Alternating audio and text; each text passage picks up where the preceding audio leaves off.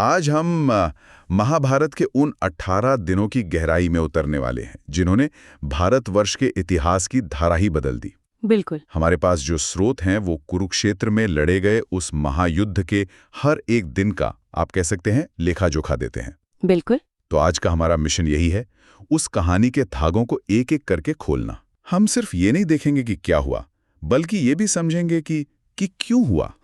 युद्ध के वो बड़े बड़े महारथी, वो फैसले जिन्होंने सब कुछ बदल दिया। और वो पल जहां धर्म और अधर्म की रेखाएं कह सकते हैं कि धुंधली हो गई। हाँ बिल्कुल। और ये समझना बड़ा दिलचस्प है कि ये सिर्फ 18 दिनों की लड़ाई नहीं थी। ये 18 अध्यायों की एक ऐसी कहानी थी जिसमें हर दिन एक नई मनोवैज्ञानिक और रणनीतिक जंग लड़ी जा रही थी। सही। हर सूर्योदय एक नई चुनौती लाता था और हर सूर्यास्त युद्ध के मैदान को एक नया आकार देके जाता था। तो चलिए पहले दिन से ही शुरू करते हैं। युद्ध का पहला चरण जो भीष्म पितामह के नेतृत्व में लड़ा गया। पहला दिन और पहली ही चुनौती।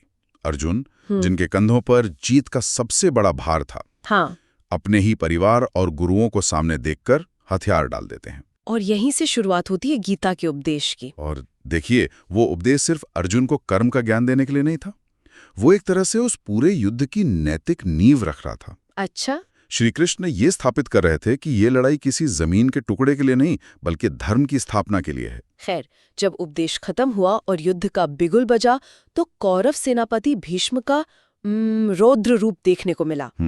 हमारे स्रोत बताते हैं कि अगले 9 दिनों तक वो एक ऐसी दीवार बनकर खड़े रहे जिसे पांडव सेना भेद ही नहीं पाई। मतलब एक अकेले योद्धा ने पूरी पांडव सेना को रोक रखा था। बिल्कुल। वो रोज हजारों सैनिकों का संहार करते थे। भीम और अर्जुन ने भी बहुत बहादुरी दिखाई, पर भीष्म के सामने सब बेअसर था। तो हालात बहुत गंभीर हो गए होंगे पांडवों के लिए। बहुत ज्यादा। हालात इतने बिगड़ गए थे कि एक रात तो पांडव खेमे में जीत की उम्मीद लगभग खत्म हो चुकी थी। तब श्रीकृष्ण को खुद अपना सुदर्शन चक्र उठाना पड़ा था, हालांकि उन्होंने शस्त्र न उठाने की प्रतिज्ञा ली थी। इससे पता चलता है कि भीष्म कितने भारी पड़ रहे थे। हाँ। तो फिर आखिर उनका पतन हुआ कैसे? 10वें दिन ऐसा क्या बदला? पांडव ये समझ गए थे कि भीष्म को रणभूमि में सीधे सीधे हराना नामुमकिन है। तब श्रीकृष्ण ने एक रास्ता सुझाया जो कह सकते हैं रणनीति तो थी, पर सीधी लड़ाई नहीं थी। क्या रास्ता था? उन्होंने शिखंडी को अर्जुन की ढाल बनाकर आगे कर दिया। शिखंडी, जिसके बारे में भीष्म ने प्रतिज्ञा ली थी कि वो उस पर शस्त्र नहीं उठाएंगे। बिल्कुल। लेकिन क्या ये धर्म युद्ध के नियमों के खिलाफ नहीं था? मतलब एक तरह से पांडवों ने भीष्म की ही प्रतिज्ञा का इस्तेमाल उनके खिलाफ किया। और यहीं पर युद्ध का नैतिक केंद्र हिलना शुरू हो जाता है। ये एक बड़ा सवाल है, क्या ये छल था? भीष्म के नजरिए से देखें तो उनकी व्यक्तिगत प्रतिज्ञा उनके क्षत्रिय धर्म के आड़े आ रही थी। वो एक सेनापति थे जिनका धर्म अपनी सेना की रक्षा करना था, पर उनकी प्रतिज्ञा उन्हें लड़ने से रोक रही थी। जब शिखंडी सामने आया तो भीष्म ने अपने हथियार रख दिए। वो जानते थे कि उनका समय आ गया है। और इसी मौके का फायदा उठाया अर्जुन ने। हाँ, और इसी पल शिखंडी के पीछे से अर्जुन ने उन्हें बाणों से भेद दिया। और इस तरह भीष्म बाणों की शैया पर लेट गए, लेकिन उन्होंने प्राण नहीं त्यागे। नहीं, अपनी इच्छा मृत्यु के वरदान के कारण उन्होंने उत्तरायण की प्रतीक्षा करने का फैसला किया। ये एक सेनापति का पतन जरूर था, लेकिन एक ऐसे योद्धा का जिसने अपनी प्रतिज्ञा को अपने जीवन से बढ़कर माना। इस एक घटना ने युद्ध की दिशा ही बदल दी। बिल्कुल। कौरवों ने अपना सबसे बड़ा संरक्षक खो दिया था। भीष्म के गिरने के साथ ही कौरवों को एक नया सेनापति चाहिए था। हाँ। और 11वें दिन कमान संभाली गुरु द्रोणाचार्य ने। हाँ। और उनके आते ही युद्ध और ज्यादा घातक हो गया, और यहीं रचा गया वो चक्रव्यूह, जिसने युद्ध की सबसे दर्दनाक कहानी लिखी। सही। चक्रव्यूह सिर्फ एक सैन्य घेरा नहीं था, ये एक चलती फिरती भूल भुलैया थी, एक घूमता हुआ मौत का कुआं। इसकी रचना अर्जुन को ध्यान में रखकर की गई थी, है ना? हाँ। रणनीति के तहत सुशर्मा अर्जुन को लड़ते लड़ते युद्ध के मैदान से बहुत दूर ले गया और पीछे से द्रोण ने चक्रव्यूह रच दिया। अब पांडवों के पास उसे तोड़ने की चुनौती थी, जिसे स्वीकार किया अर्जुन के बेटे अभिमन्यु ने। जिसे व्यूह में घुसना तो आता था, पर निकलना नहीं। हाँ, और यही उसकी त्रासदी बनी। बिल्कुल। उसने अकेले ही व्यूह के 6 द्वार तोड़ दिए और कौरव सेना में हाहाकार मचा दिया। कर्ण, दुर्योधन, दुशासन जैसे बड़े बड़े योद्धा भी उसे रोक नहीं पा रहे थे। लेकिन 7वें द्वार पर 7वें द्वार पर जयद्रथ ने बाकी पांडवों को अंदर आने से रोक दिया। अब अभिमन्यु अकेला था और सामने थे 7 महारथी। और फिर निहत्थे अभिमन्यु पर सबने मिलकर वार किया और उसने वीर गति प्राप्त की। अभिमन्यु की मृत्यु ने अर्जुन को तोड़कर रख दिया होगा। बिल्कुल, और उन्होंने जयद्रथ को अगले दिन सूर्यास्त से पहले मारने की प्रतिज्ञा ले ली। लेकिन इस सब के बीच द्रोणाचार्य का संहार तो जारी था। मतलब पांडवों के लिए मुश्किल कम नहीं हुई? नहीं, बल्कि बढ़ गई। वो पांडव सेना पर काल बनकर टूट रहे थे।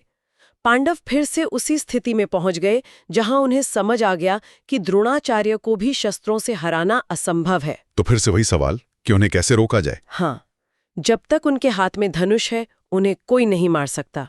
उन्हें मनोवैज्ञानिक रूप से तोड़ना होगा। और यहीं 15वें दिन उस अर्ध सत्य का जन्म हुआ जो हमेशा के लिए इतिहास में दर्ज हो गया। बिल्कुल, ये सिर्फ एक झूठ नहीं था, ये एक सोचा समझा मनोवैज्ञानिक हमला था।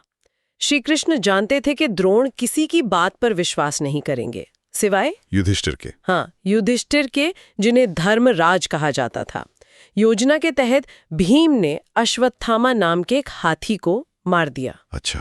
फिर युधिष्ठिर ने द्रोण के पास जाकर जोर से घोषणा की, अश्वत्थामा हतः, यानी अश्वत्थामा मारा गया। और फिर धीरे से कहा, नरो वा कुंजरो। सही, मतलब इंसान या हाथी। द्रोण ने सिर्फ पहली पंक्ति सुनी और अपने पुत्र की मृत्यु का समाचार सुनकर वो टूट गए। उन्होंने शस्त्र त्याग दिए। हाँ, और वहीं रणभूमि में ध्यान में बैठ गए। यह एक मौका था जिसका इंतजार द्रौपदी का भाई धृष्टद्युम्न कर रहा था, जिसका जन्म ही द्रोण का वध करने के लिए हुआ था। उसने आगे बढ़कर निहत्थे द्रोण का सिर काट दिया। इस एक घटना ने पांडवों की जीत को नैतिक रूप से हमेशा के लिए दागदार कर दिया। बिल्कुल, जब धर्म की स्थापना के लिए खुद धर्मराज को छल का सहारा लेना पड़े तो ये सवाल उठता है कि क्या लक्ष्य साधनों को सही ठहरा सकता है? द्रोणाचार्य के छल से मारे जाने के बाद कौरव सेना का मनोबल लगभग टूट चुका था। जाहिर है दुर्योधन को अब बस एक ही योद्धा पर भरोसा था जो अर्जुन को टक्कर दे सकता था, उसका मित्र कर्ण। हाँ, और 16वें दिन युद्ध का सारा भार कर्ण के कंधों पर आ गया। कर्ण के सेनापति बनते ही लड़ाई एक नए स्तर पर पहुंच गई। उसने पांडव सेना में ऐसी तबाही मचाई कि लगा आज ही युद्ध का फैसला हो जाएगा। और इसी दिन रात में भी युद्ध हुआ था। हाँ, युद्ध जारी रहा और तब भीम का बेटा घटोत्कच कौरव सेना पर कहर बनकर टूटा। वो एक राक्षस था और रात में उसकी मायावी शक्तियां कई गुना बढ़ जाती थीं। तो उसे रोकना नामुमकिन हो गया था। हाँ, और तब दुर्योधन ने कर्ण से उसे किसी भी कीमत पर रोकने को कहा। कर्ण के पास इंद्र द्वारा दी गई शक्ति नाम की एक अमोघ दिव्य शक्ति थी। वो अस्त्र जो कभी खाली नहीं जा सकता था। बिल्कुल, और उसे सिर्फ एक बार इस्तेमाल किया जा सकता था। कर्ण ने उसे अर्जुन के लिए बचा के रखा था, लेकिन घटोत्कच को रोकने के लिए उसे मजबूरन उसका प्रयोग करना पड़ा। तो घटोत्कच मारा गया, लेकिन एक तरह से वो मरकर भी अर्जुन को बचा गया। सही कहा, ये युद्ध का एक बहुत बड़ा टर्निंग पॉइंट था। श्री कृष्ण तो इस बात से इतने प्रसन्न हुए कि उन्होंने नाचना शुरू कर दिया, क्योंकि अब अर्जुन अपने सबसे बड़े खतरे से सुरक्षित हो गया था। और फिर आया 17वां दिन, वो दिन जिसका इंतजार सबको था। कर्ण बनाम अर्जुन, दो सबसे बड़े प्रतिद्वंद्वी आमने सामने। हमारे स्रोत बताते हैं कि ये कोई साधारण बाणों का युद्ध नहीं था। यहाँ आग्नेयास्त्र, वरुणास्त्र, यहाँ तक कि ब्रह्मास्त्र जैसे दिव्यास्त्रों का प्रयोग हो रहा था। बाप रे! आकाश इन महास्त्रों के टकराव से गूंज रहा था। दोनों बराबर की टक्कर दे रहे थे।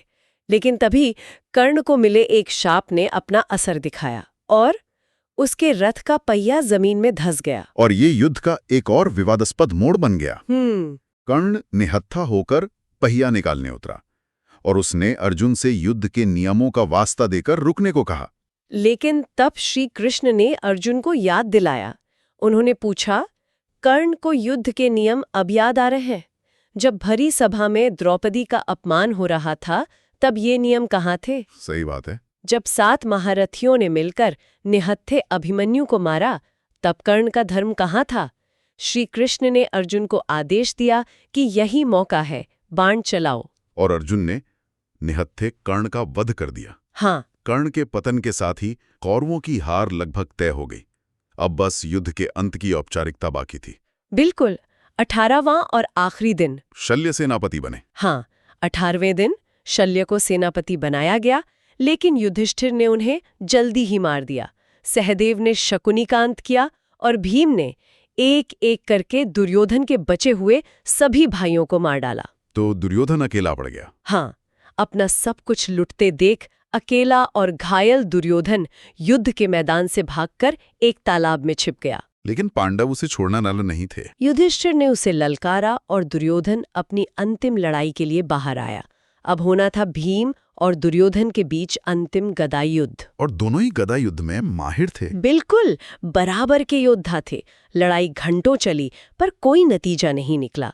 तब श्री कृष्ण ने भीम को उनका पुराना संकल्प याद दिलाया। द्रौपदी के अपमान के समय लिया गया संकल्प कि वो दुर्योधन की जांघ तोड़ेंगे। बिल्कुल, श्री कृष्ण के इशारे पर भीम ने नियम के विरुद्ध दुर्योधन की कमर के नीचे उसकी जांघ पर गदा से प्रहार किया। इस प्रहार से दुर्योधन जमीन पर गिर पड़ा और इसी के साथ कौरवों की पूरी तरह से हार हो गई। पांडवों ने युद्ध जीत लिया था। हाँ, जीत का जश्न शुरू हो गया था। लेकिन कहानी यहाँ खत्म नहीं हुई, बल्कि महाभारत का सबसे काला और क्रूर अध्याय तो इस जीत के बाद लिखा जाना था। हाँ, ये सच है। उसी रात जब पांडव अपने शिविर में नहीं थे, कौरव पक्ष के सिर्फ 3 बचे हुए योद्धा अश्वत्थामा, कृपाचार्य और कृतवर्मा ने बदला लेने की सोची। अश्वत्थामा अपने पिता द्रोण की छल से हुई मृत्यु और अपने मित्र दुर्योधन की हार से अश्वत्थामा क्रोध में जल रहा था। उसने रात के अंधेरे में पांडवों के शिविर पर हमला करने का फैसला किया। ये युद्ध नहीं था, ये तो एक नरसंहार था। बिल्कुल। अश्वत्थामा ने सोते हुए निहत्थे सैनिकों को मारना शुरू कर दिया। उसने द्रौपदी के 5 पुत्रों, धृष्टद्युम्न और पांडव सेना के बचे खुचे सभी योद्धाओं को नींद में ही बेरहमी से मार डाला। उसने युद्ध के हर नियम को तोड़ दिया। हर नियम, हर मर्यादा को। सुबह जब पांडव अपने शिविर में लौटे तो वहां सिर्फ लाशों का ढेर था। तो उन्हें राज्य तो मिला, लेकिन अपना भविष्य, अपनी अगली पीढ़ी खो के। सही कहा। इस एक रात ने पांडवों की जीत को एक कभी न खत्म होने वाले शोक में बदल दिया।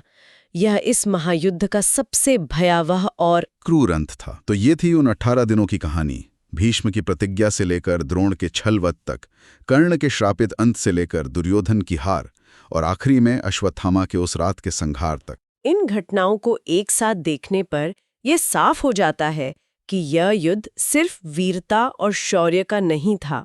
नहीं, ये रणनीति, कूटनीति, व्यक्तिगत संकल्पों और नैतिक दुविधाओं का एक जटिल जाल था। हर एक बड़े पात्र के एक फैसले ने युद्ध के नतीजे पर गहरा असर डाला। और जैसे जैसे युद्ध आगे बढ़ा, धर्म और अधर्म की रेखाएं इतनी धुंधली होती गईं कि उन्हें पहचानना मुश्किल हो गया। यहीं पर एक सवाल मन में आता है। ये युद्ध धर्म की स्थापना के लिए लड़ा गया था। हाँ, लेकिन इसका अंत एक ऐसे काम से हुआ जो शायद सबसे बड़ा धर्म था। ये सोचने पर मजबूर करता है कि क्या विनाश और नरसंहार के रास्ते से होकर मिली जीत, क्या वो कभी सच में जीत कहला सकती है? या फिर ऐसे युद्ध में हर कोई हारता है,